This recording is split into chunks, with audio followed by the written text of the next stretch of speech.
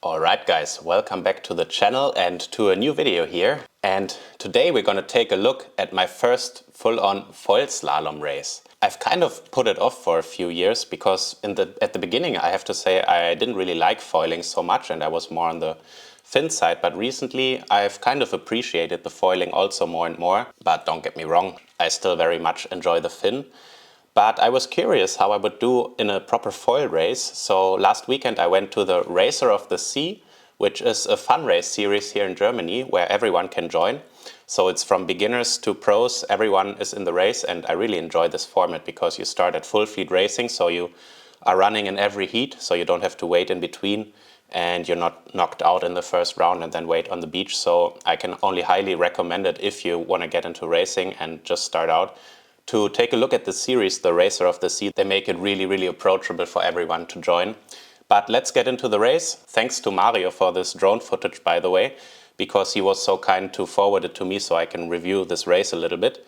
And this is actually the third race of the competition because here I'm basically all the time in the drone shot, so I decided to review this one and talk a little bit about what my thoughts are after doing the first slalom foil race in my life and what I think of the discipline, the format, etc.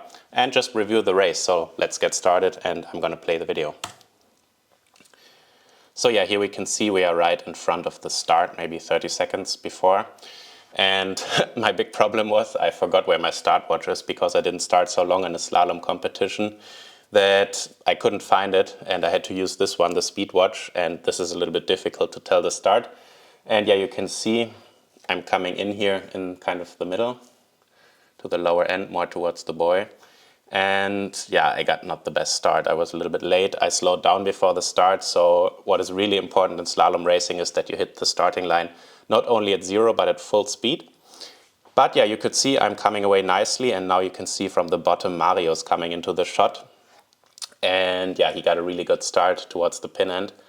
And so the other guy on point 7 is Mario, and the guy in front is Alexander Neubert. He's really fast as well, also in the German National Series. So these were kind of the two guys I was battling with the whole time during this race. And as you can see, towards the first, Alex is in first, Mario is in second, and I'm in third here.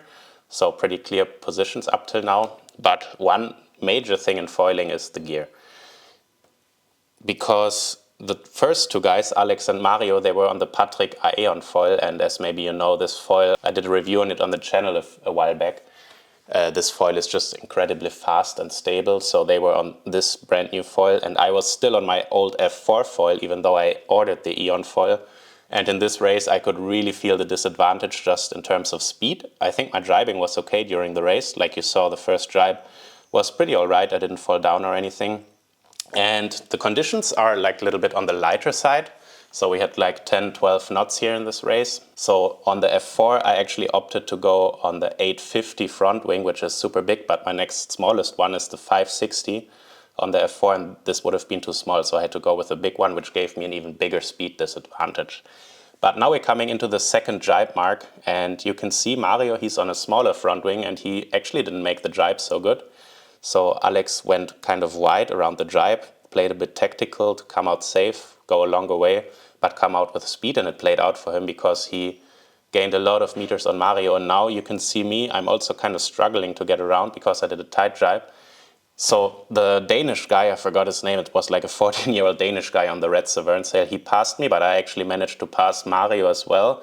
Colin on the blue Gastra sail also passed Mario. So Mario really lost in this race just by coming off the jibe, which is super important. You have to make all your jibes, otherwise you really will struggle with the speed. So yeah, now I'm kind of going out of shot, and the drone is focusing more on Mario. And he has to play catch up now, so he's coming, I think he's in 5th position now. But yeah, you can just see he has amazing speed on the Aeon foil, and just playing catch up now with Colin. I think he will get him in the next jibe. Yeah, yes, you can just see foiling has really come down also to the material. If you are not on the proper gear, you basically have no shot, because just the base speed of better gear is, you cannot really compensate for that speed advantage by skill as much as you can in fin sailing, I think. So this is for sure something maybe that I don't like super much on this kind of gear. And yeah, here you can see the tactical side play out. Colin is doing a wide drive while Mario's taking the inside line, but then he's falling off the plane. So it's always the question in each competition, do you go like for the smaller kit and have more speed, or you go with a bigger kit and be a bit safer? And yeah, now you can see really the speed advantage one-on-one between Mario and me. Mario just passed Colin, and now he's coming from the back. He's actually pumping the whole time through this leg. And I remember on this last leg, it's the last leg before the finish, I actually caught some seaweed on the foil. So you can see my nose kind of being dragged down towards the water. And obviously if you have weed on the foil, you lose a lot of speed. So it's not just the difference between the two foils, but you can see Mario's catching up all the time.